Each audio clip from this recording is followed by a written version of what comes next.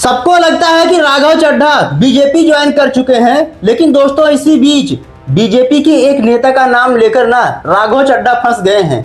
जी हाँ दोस्तों, मुझे भी इसके बारे में पहले पता नहीं था, लेकिन जब मैंने सुना इसके बारे में मुझे भी काफी ज्यादा हंसी आई कि राघव चड्ढा ये क्या कर बैठे। आखिर कहीं बीजेपी ज्वाइन करके राघव चड्ढा ने गलती तो नहीं कर दी। आइए देखते हैं कि आखिर पूरा मामला क्या था और आखिर जो है इतना ज्यादा ट्रोल क्यों किया जा रहा है राघव चड्ढा को। लेकिन दोस्तों इससे पहले जान लेते हैं कि उनका बैकग्राउंड जो है क्या रहा है। जैसा कि आप सभी को पता होगा कि वह जनता से जुड़े मुद्दे लगातार जो है सदन में उठाते थे और जो है सरकार से उस पर नियम और कानून बनाने की जो है डिमांड करते थे। चाहे वह मिडिल क्लास पर जो टैक्स लगाया जाता था उससे संबंधित मुद्दे रहे हों, या फिर जो एयरपोर्ट पर महंगे खाने मिलते हैं उससे संबंधित मुद्दे रहे हों, या फिर जो मोबाइल डेटा होता है उससे संबंधित मुद्दे रहे हों।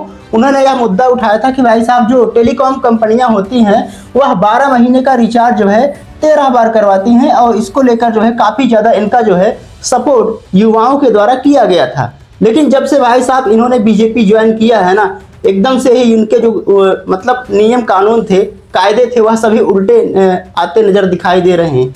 आइए देखते हैं कि क्या कुछ दावे किए जा रहे हैं। दोस्तों जैसा कि पहले ही आम आदमी पार्टी के जो नेता हैं संजय सिंह के द्वारा यह आरोप लगाया जा चुका था कि भाई साहब आप तो गए भाई साहब काम से, क्योंकि मुझे पता चल गया है कि आप जो है बीजेपी ज्वाइन करने वाले हैं। और यहीं से उनको तब पता चल गया था जब उन्होंने कहा था कि भाई साहब जब पश्चिम बंगाल में वोट चोरी का मुद्दा उठाया जा रहा था तो राघव चड्ढा इस पर चुप थे, सरकार से कोई सवाल जवाब नहीं किए थे। इसके अलावा दोस्तों सबसे बड़ा आरोप आम आदमी पार्टी के द्वारा यह लगाया गया कि जब टीएमसी पर जो महाभियोग प्रस्ताव लाया जा रहा था तो राघव चड्ढा ने उस पर साइन करने से इनकार कर दिया भाई साहब। और तीसरा सबसे बड़ा आरोप यह लगाया गया कि जब एलपीजी सिलेंडर जो क्राइसिस देखने को मिल रहा था भारत भर में, तो उसकी वजह से जो सरकार से सवाल जवाब किया जा रहा था तो उस पर सरकार का विरोध जो है राघव चड्ढा नहीं किए थे। सदन से वॉकआउट जब आम आदमी पार्टी के नेता कर रहे थे तो राघव चड्ढा वहां पर बैठे रहे थे और जो है प्रधानमंत्री मोदी के समर्थन में बातें कर रहे थे। यहाँ तक कि जो उनके खिलाफ नरेंद्र मोदी के खिलाफ जो भी पोस्ट जो है एक्स पर डाले गए थे उनको राघव चड्ढा ने हटा दिया था।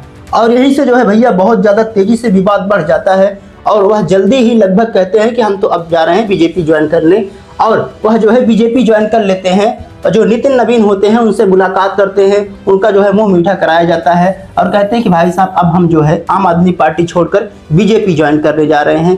प्रधानमंत्री मोदी जी बहुत अच्छा काम कर रहे हैं। पिछले 12 सालों में इतना कोई प्रधानमंत्री शक्तिशाली नहीं रहा होगा। जो जो कड़े फैसले आम आदमी पार्टी नहीं ले पाई, बीजेपी सरकार वह करके दिखा रही है। अब हम प्रधानमंत्री मोदी के नेतृत्व में जो है देश को जो है देश के लिए काम करने जा रहे हैं। इस प्रकार की बातें जो है राघव चड्ढा के द्वारा किया जा रहा था। लेकिन इसी बीच भाई साहब एकदम बुरी तरीके से राघव चड्ढा फंस चुके हैं।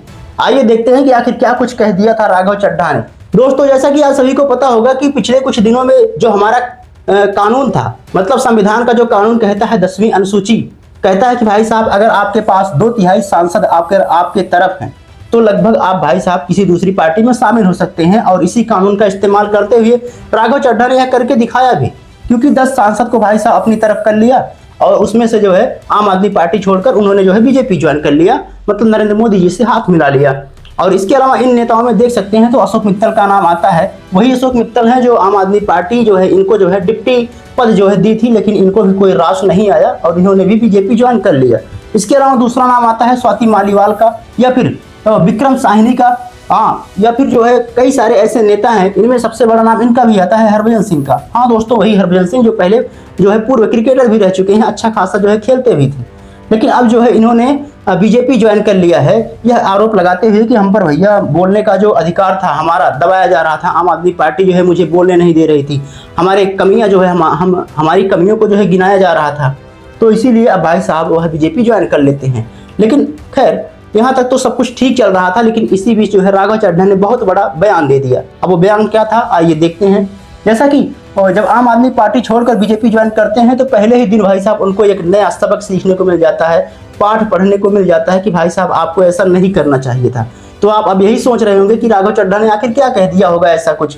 तो कहा गया कि भाई साहब आप जो है जिस प्रकार से नाम ले रहे हो ना नितिन नवीन का, हाँ दोस्तों जो राष्ट्रीय अध्यक्ष है, मतलब बीजेपी के राष्ट्रीय अध्यक्ष है, अगर आपको किसी पार्टी में शामिल होना होगा तो सबसे पहले उनसे ही मुलाकात करनी होगी।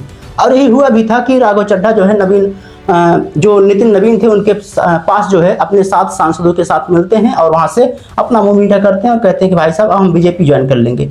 और यहाँ तक तो सब कुछ ठीक चल रहा था। जब उनकी बारी शपथ लेने की हुई कि जो है हम बीजेपी ज्वाइन करने जा रहे हैं, तो उन्होंने शपथ के दौरान भाई साहब बहुत कुछ शायद गलत नहीं बोला था, लेकिन बीजेपी को भाई साहब इससे बहुत बुरा लग गया। अब क्या था, कहने का मतलब ये था भाई साहब जो नितिन नवीन है और राष्ट्रीय अध्यक्ष हैं बीजेपी के, और इनको जो है राघव चड्ढा कहते हैं नितिन नवीन, नितिन नवीन जी, नितिन नवीन जी, नितिन नवीन जी, ऐसे 4-5 बार करके मतलब अपने भाषण में वह जो है कहते हैं। तो यही बात भाई साहब आम आदमी पार्टी तो नहीं बुरा मानती थी उस समय, लेकिन बीजेपी को बुरा लग गया उस समय, और कहा कि भाई साहब आप जो बात कर रहे हैं इनको सीधा टारगेट किया गया उस समय, और कहा गया कि आप जो है ऐसा ना बोलिए क्योंकि वह राष्ट्रीय अध्यक्ष हैं, आप जो है इस नाम से ना बोलिए, नाम उनका लेकर नहीं बुलाया जाता हमारी पार्टी में, यह आम आदमी पार्टी नहीं है, इसका कुछ अपना रूल है। इस प्रकार की बातें सामने निकल कर आ रही थी, और उनसे कहा गया था कि भैया आप जो है, राघव चड्ढा को कहा गया कि आप जो है राष्ट्रीय अध्यक्ष जी बोलिए, माननीय राष्ट्रीय अध्यक्ष जी बोलिए। तो सोचिए दोस्तों, क्या उनको राघव चड्ढा को ये सब बातें अच्छी लगी होंगी क्या? मुझे नहीं लगता, भाई साहब बहुत बुरा लगा होगा। और ये सभी बातें भाई साहब ना बीजेपी के जो नेता हैं, मतलब तरुण चुग द्वारा सिखाया जाता है कि ये शिष्टाचार का नियम है, हमारी पार्टी में कुछ शिष्टाचार है, कुछ रूल्स हैं, आपको उसको पालन करना होगा, तभी आप हमारी पार्टी में बने रह पाएंगे। बाकी दोस्तों आपको क्या लगता है कि जिस प्रकार से बीजेपी के जो नेता थे तरुण चुग द्वारा जो ये कहा गया कि भाई साहब आप माननीय राष्ट्रीय अध्यक्ष जी बोलिए, नितिन नवीन ना बोलिए, तो क्या इससे राघव चड्ढा को बुरा लगा होगा? बहुत बुरा लगा होगा भाई साहब, कमेंट में जरूर बताइएगा। मिलते हैं अगली वीडियो में, तब तक के लिए जय हिंद, जय भारत।